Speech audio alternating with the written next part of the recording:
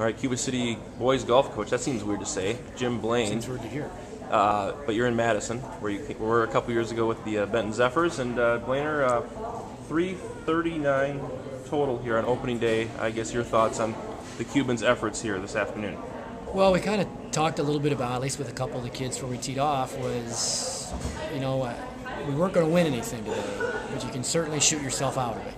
And I don't think we did that. I mean, granted, Arcadia, it was, I think most of us kind of conceded the state title to Arcadia. So we're really thinking more about silver than we were gold, obviously. But we haven't shot ourselves out of a shot at that. And so I think that's a good day's work. And we'll try and get back at it again tomorrow morning and get an extra half-hour sleep. It's nice to finish in the top four. So we'll take her from there. Well, you're right. I mean, right now you're sitting tied for third in the clubhouse. Lake Country Lutheran's still out there on the course with a chance to come back to you. I mean, did the guys think anything at all about bringing home a trophy coming into this thing, or were they just kind of loosey-goosey, go out there and see what happens? I think the older guys, like Brian and Eric, our two seniors, I think they understood that we really had a shot at second. And I don't know how the younger guys, I'm not sure they grasped it. I think as the tee times got closer, the reality of that started to set in. You could see the nerves, so I think obviously when we look at the paper tomorrow or look at the scores tonight, they'll realize that. And I don't know if that's good or bad. Our young guys were good and bad.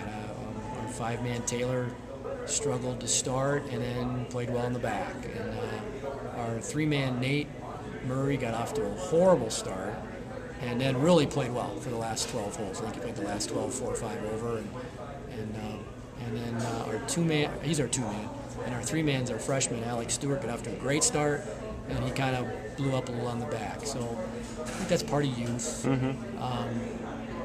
Hopefully tomorrow we get to start in the back. We seem to all play better on the back, and maybe we throw a little number out there and see if we can't make a run at that silver. Well, it helps to have a guy in Eric Wolf who always expects to shoot low every time out, and I'm sure the way he approaches the game will be kind of the way everyone has to approach it tomorrow if they want to walk home with the team trophy. Absolutely. Eric, not to bring basketball back into it, but he really reminds me of, in his sport, of our 3 basketball seniors that won the state title. That they were, once the lights went on for the postseason and late in the season that year, their demeanor just changed. And Eric's been like that since the postseason started. Once they got turned on, boy, he's been and he played very well all year. Don't get me wrong, he played great, but he's just been a different kind of mentality. And I thought he did a pretty good job today of really having 3 holes on the back that hurt him. He really struggled, and he got himself righted.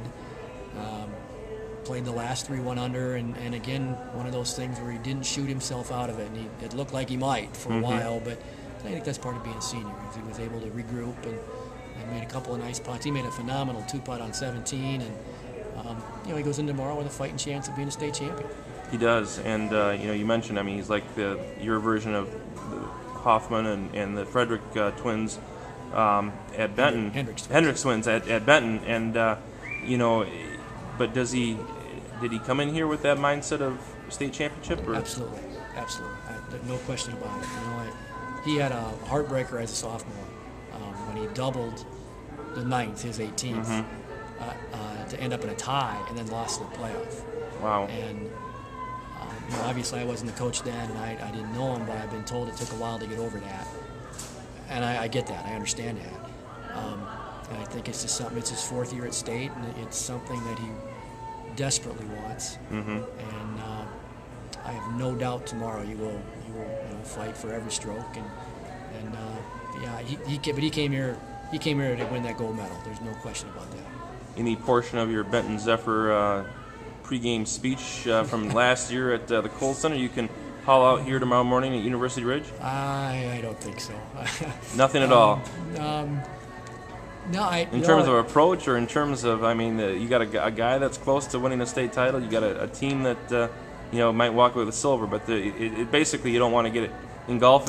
Careful not to make too big a deal out of things. Yeah, it's so different. And I said early in the year I felt like a fish out of water. I I wasn't really comfortable doing it, and really wasn't comfortable giving advice because Eric doesn't need my advice. He's a great player, but I think as the years gone on, I've gotten to know the kids better, and especially with the younger guys, especially Nate and Alex. I feel like we've kind of clicked a little bit, and I think I have helped them on the course, not with their swing, but with just how to play, and course management, and the whole thought process of getting around. And so it's been a learning experience for me. I'm glad they put up with me for the last 10 weeks. Well, you got one more day left in you, Blainer. Good luck tomorrow here at the Ridge. Thank you very much, Rob.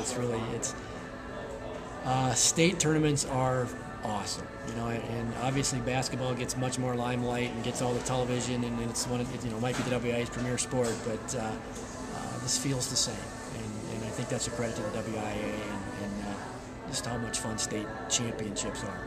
Well, definitely. Blainer, thanks for joining us. Thank you.